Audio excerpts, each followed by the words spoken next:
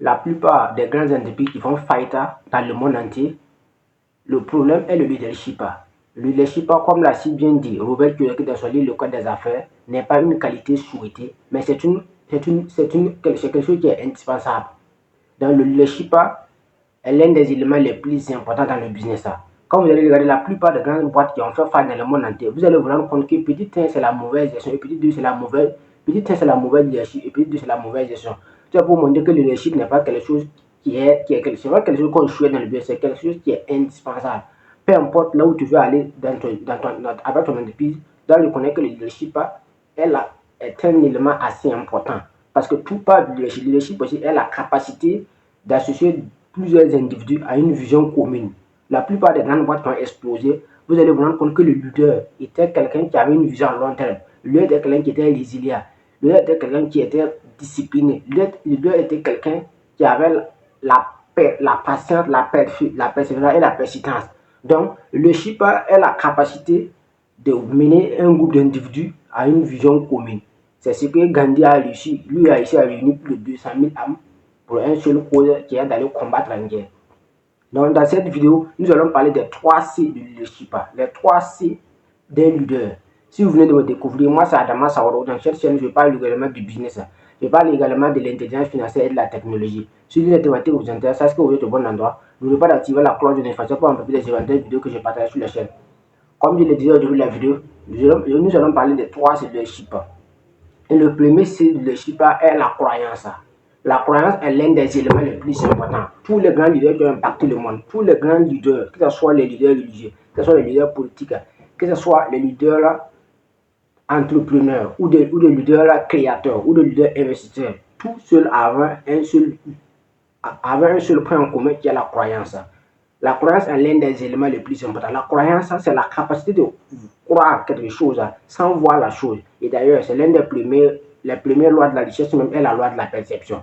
Qu'est-ce que c'est que la loi de la perception? La loi de la perception est la capacité de croire sans voir tout en analysant. C'est pourquoi on parle de la foi. La foi est la capacité de croire quelque chose qui n'est pas encore visible, palpable. C'est pourquoi quand John Kennedy a pris le pouvoir aux États-Unis, la première phrase qu'il a prononcée en tant que président est « Republic is dream ». La République est un rêve. La République est tout ça pour vous montrer que c'est la croyance au fait. Mais c'est pourquoi John Kennedy disait que ne te demande pas ce que ton pays peut faire pour toi, mais qu'est-ce que tu peux faire pour ton pays. Donc, tous les grands leaders avaient la croyance, avaient cette croyance-là, qui est la foi. Donc, même tu vas prendre l'exemple des grands leaders comme le capitaine Thomas Sankara, c'était un homme de vision, c'était un homme qui avait la croyance, il croyait que le Burkina Faso allait se développer, il croyait à l'avenir du Burkina Faso. Il croyait que le Burkina Faso pouvait bel et bien aussi être un pays prospère comme les autres pays. C'est ce qu'il disait à l'époque. Qu'aujourd'hui, il est convaincu que si on amène que les voltaïques, il a dit que c'est un pays qui ont pu détenir des fleuves, que c'est un pays qui ont pu faire des choses. Donc, les Hors-Volta aussi peuvent bien le faire. Nous aussi, on a des braves ici en Nord-Volta. Donc, nous aussi, on peut bel et bien le faire. Tout ça, c'est quoi? Parce qu'il avait la croyance. Donc, le leadership, le premier C d'un leader, c'est la croyance. Donc, la croyance est la capacité de croire des choses qui sont dans le futur, qui n'ont pas encore venu. Donc, même quand John Kennedy, c'est John Kennedy qui a amené le rêve d'aller sur la Lune. C'était au temps de John Kennedy, puisque les Russes étaient les premiers à faire la conquête spatiale bien avant avec les Américains. Donc, les Russes, ce ne sont pas des gens qui croient, bon, pas tous, mais certains Russes ne croyaient pas en Dieu. Donc, peut-être les Américains, comme vous le savez, ce sont des grands croyants, des catholiques. Donc, les Russes passent leur temps à se moquer des Américains, qu'ils sont allés dans l'espace, mais eux n'ont pas vu Dieu. Donc, ce qui fait que les Américains étaient frustrés. Plus précisément, le président John Kennedy. C'est pourquoi John Kennedy a dit que nous allons aller sur la Lune. Donc, tellement il était fâché. Donc, il a demandé au docteur Von Neumann qu'est-ce que nous allons faire pour aller sur la Lune. Le docteur Von Neumann lui a répondu que le plus important n'a jamais été comment on va y arriver, mais la volonté d'y commencer. C'est pourquoi, à part de cela, maintenant, les Américains maintenant ont commencé à lancer des projets spatiaux. Et quand ils ont lancé le premier projet spatial, ça a explosé. Donc, mais est-ce qu'ils ont abandonné? Ils croyaient qu'ils allaient bien le faire. Bien que c'était après la mort de Kennedy que les Américains ont pu aller sur la Lune. Mais le rêve d'aller sur la Lune était venu de John Kennedy. Pourquoi? Parce qu'il avait la croyance. Donc, le premier, c'est le leader, c'est la croyance. Et le deuxième, c'est maintenant, c'est la compétence. La compétence est l'un des éléments les plus importants d'un leader. La plupart des leaders que vous voyez, que ce soit dans le domaine de la politique, dans le domaine du sport, dans le domaine du business, peu importe, ils ont a quelque part une compétence, c'est quelque chose qu'il maîtrise réellement. Et la plupart, bon, l'une des bases même fondamentales du leadership même est l'art oratoire. La plupart des leaders sont des gens qui savent exprimer, ce sont des gens qui savent placer le mot par ordre croissant. Voilà, ce ne sont pas des gens qui le tuent au fait. Ce sont des gens, il est capable d'inspirer toute une personne. Si on prend l'exemple de Jack Ma, Alibaba. Donc quand Jack Ma, c'est ce qu'il disait dans les années 99, 2000 et 2002, il disait à son équipe que les gars, ne regardez pas ce que nous voyons aujourd'hui. Regardez ce que nous allons voir dans l'avenir. Donc, tu vois, pour montrer, Jack Ma avait l'art de s'exprimer, l'art de convaincre les gens. Donc, le leadership, c'est ça. C'est la compétence de pouvoir faire quelque chose avec excellence et diligence. Donc, le deuxième, c'est du leader, c'est la discipline. C'est la compétence plutôt. Donc, le deuxième, c'est de tout le leader maintenant, c'est la compétence. La compétence, qu'est-ce que c'est qu'une compétence? Une compétence est la capacité, c'est la capacité de pouvoir faire quelque chose à l'aise au fait. Par exemple, tu peux être un expert en intelligence artificielle, c'est-à-dire tu manipules les intelligences artificielles comme de l'eau. C'est la seule ChatGPT, que ce soit Canva, que ce soit Filmora, tu peux être un graphiste. Le graphisme, c'est une compétence. Et dès lors que tu maîtrises le graphisme, tu peux créer des sites, tu peux créer des flyers, des logos, des cartes de visite, des pages, tu peux paramétrer des pages professionnelles, tu peux gérer des pages Facebook, des chaînes YouTube, programmer des vidéos, tout ça c'est une compétence qui s'apprend. Tu peux maîtriser même la conduite, genre conduire un véhicule, tout ça c'est une compétence. La différence entre la compétence et la connaissance c'est quelque chose que tu connais. Mais hors dans la compétence c'est quelque chose que tu peux faire avec excellence. Par exemple, un pilote c'est quelqu'un qui est compétent.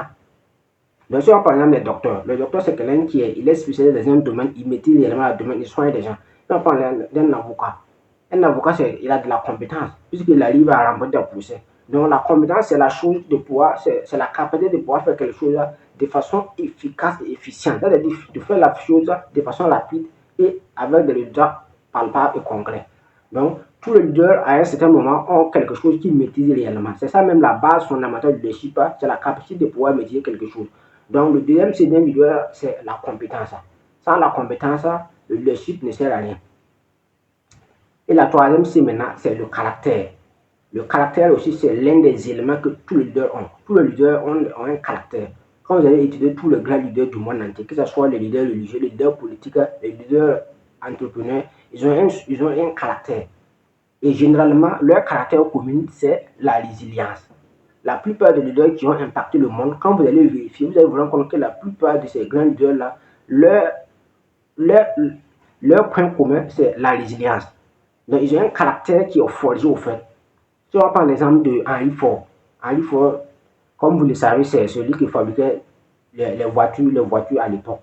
Donc, c'est lui qui a l'origine même des modèles V8. Les marques que vous voyez, c'est-à-dire le véhicule a un bloc qui est en forme de V. C'est un véhicule qui a 8 cylindres. Maintenant, les 8 cylindres maintenant sont disposés en forme de V.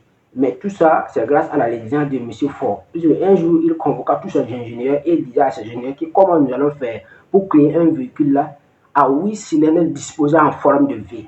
Et tous les ingénieurs ont compris que c'est impossible. Qu'on ne peut pas créer un véhicule là à 8 cylindres disposés en forme de V. Il a dit d'essayer.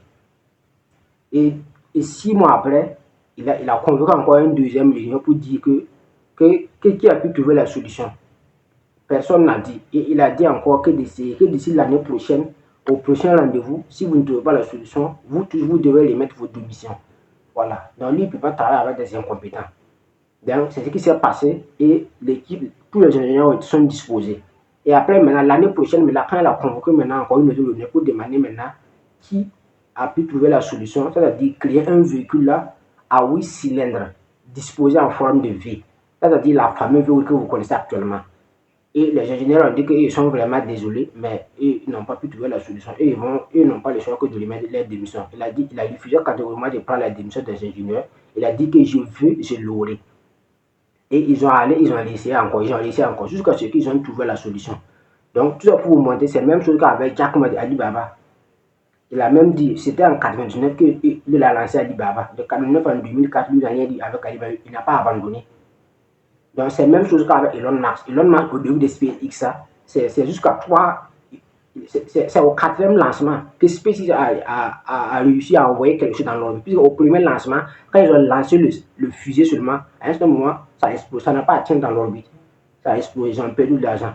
Au deuxième lancement encore, c'était la même chose. Alors, pour à chaque lancement, il perdait 8 millions. Non, c'était, si je ne me trompe pas, mais c'était 8 millions de dollars qu'il perdait à chaque lancement. Au deuxième lancement aussi, quand ils ont lancé le fusée, à un certain moment, il y a eu un problème technique et ça tombait. Et ils ont laissé une troisième fois encore. Quand ils ont lancé le troisième fois, à quelques mètres de l'orbite seulement, le fusée a eu un problème technique et le fusée s'est tombé, ça a crashé. Donc c'est jusqu'à la quatrième lancement que SpaceX a arrivé à envoyer quelque chose dans l'orbite, une satellite dans l'orbite. Or, pourtant, actuellement, SpaceX a 2000 satellites dans l'orbite. SpaceX seul a 2000 satellites dans l'orbite. Or, pourtant, certains États africains qui n'ont même pas de satellites. Or, pourtant, une des pays qui a 2000 satellites. Or, pourtant, au début, ils ont fallu jusqu'à 4 essais. C'est à la quatrième essai maintenant qu'ils ont réussi. Tout ça, ça montre que si Elon Musk n'avait pas la résilience, n'avait pas la persévérance d'essayer, malgré les échecs, SpaceX n'allait pas connaître le succès que vous connaissez aujourd'hui. Donc, tout ça, c'est l'un des caractères que vous voyez. Tous les grands leaders, toutes les grands leaders que vous gagnez, c'est-à-dire ceux qui ont réussi dans le domaine du sport, que ce soit réussi dans le domaine de la musique, ils ont un seul caractère en commun, qui est la résilience. Donc, ça veut dire le caractère commun de tous les leaders, c'est la résilience. Donc, la plupart des leaders que vous voyez, ils ont un seul caractère en commun. Mais c'est le caractère aussi qui est la résilience. On voit par exemple dans le sport, donc les Messi, les Ronaldo, ce sont des gens qui sont au début, c'était difficile. Ils se sont battus. Même quand Ronaldo était venu au Real de Madrid, c'était pas simple. Il y avait des grands joueurs comme les David Beckham. En tout cas, il y avait des grands joueurs. Donc, il a fallu qu'ils se battent pour pouvoir prendre sa place. C'est la même chose que Messi au Barça. Voilà, il y avait des grands joueurs avant Messi. Donc, Messi aussi, il est venu, il s'est battu pour pouvoir prendre sa place. Donc, c'est la même chose. Donc, la plupart des grands leaders que vous voyez, donc, ils ont un caractère forgé en lui. Donc, c'est ce caractère-là qui leur permet d'aller de sommet en sommet, de sommet en sommet. Donc, les 3 C de leadership, le premier C, c'est la croyance. La plupart des grands leaders ont foi en quelque chose. Ils croient à quelque chose, ils croient à l'avenir, ils croient à quelque chose qui est dans le futur, qui n'est pas encore venu. Donc, la vision, la vue que nous voyons actuellement, c'est la fonction du corps. Et la vision maintenant est la fonction de l'esprit. Et la plupart des grands leaders dans le monde ont cette vision de l'esprit. Ont cette fonction de l'esprit qui est la vision. Sans la vision, la vie humaine serait une prison. Donc, la plupart des leaders ont arrivé à activer leur deuxième fonction qui est l'esprit. L'esprit maintenant qui est la vision, qui est la fonction de l'esprit.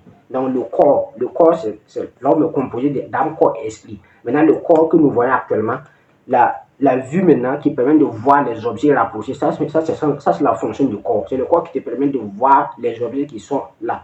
De toute façon, nous avons assez dit que l'accommodation est la capacité que possède l'œil à voir clairement les objets rapprochés, c'est-à-dire de 6 mètres. Ça c'est la fonction du corps. Maintenant, la vision maintenant est la fonction de l'esprit. La capacité de voir, la capacité de croire sans voir tout en agissant. Si on vous dit que la CIA, que les derniers rapports, quand on parle des derniers rapports de la CIA disent 2040, qu'est-ce que vous croyez? La CIA a sorti un livre actuellement où le titre du livre c'est Le Monde en 2040. Moi, je n'ai pas encore eu le livre. Donc, pourquoi ils ont arrivé à prédire l'avenir d'ici 2040? Parce qu'ils ont activé leur deuxième fonction. Ils ont activé la fonction de l'esprit qui est la vision. Donc, ils arrivent à travers la vision, ils arrivent à projeter ce qui va venir dans 10 ans, dans 20 ans, dans 30 ans et déjà donner ce qui va se passer. Donc, c'est ça. Tous les leaders ont ça. Et deuxièmement, c'est la compétence. Tous les leaders maîtrisent un domaine de façon spécifique. Un domaine même s'il dort. À 2 à 3 dimensions de réveil, il est capable de faire ça de façon efficace, efficiente. Et la troisième menace, c'est le caractère. Tous les grands leaders ont un caractère ancré en eux. Et c'est ce caractère-là qui lui permet d'aller de sommet en sommet, qui lui permet d'aller de conquête en conquête. Donc voilà les 3 leadership que je voulais parler de cette vidéo. Si vous ne voulez pas de mentionner, vous avez dans les commentaires et je prenais le plaisir de le lire. Et comme toujours, si vous voulez et de connaître le chemin.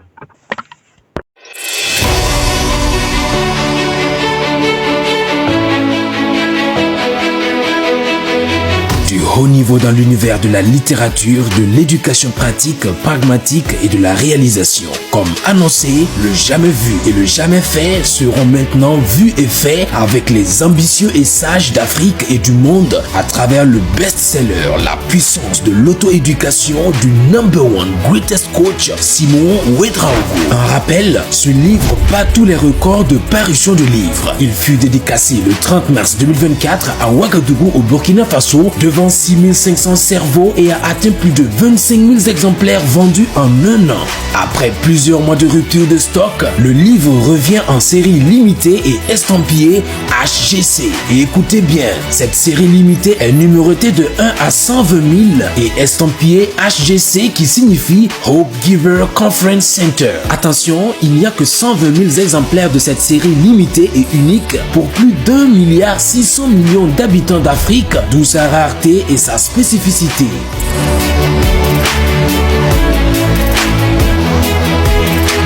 Achetez maintenant ou le plus tôt que possible votre série limitée La puissance de l'auto-éducation et devenez membre du plus grand, plus important et nécessaire centre de conférences intégré du continent. En avantage, votre nom, prénom et numéro du livre sont inscrits dans le plus grand livre du centre de conférences HGC et dans le générique du film documentaire retraçant la réalisation étape par étape du centre. En plus, vous aurez un accès gratuit au centre et des faveurs sur toutes les activités, formation et hébergement au centre HGC.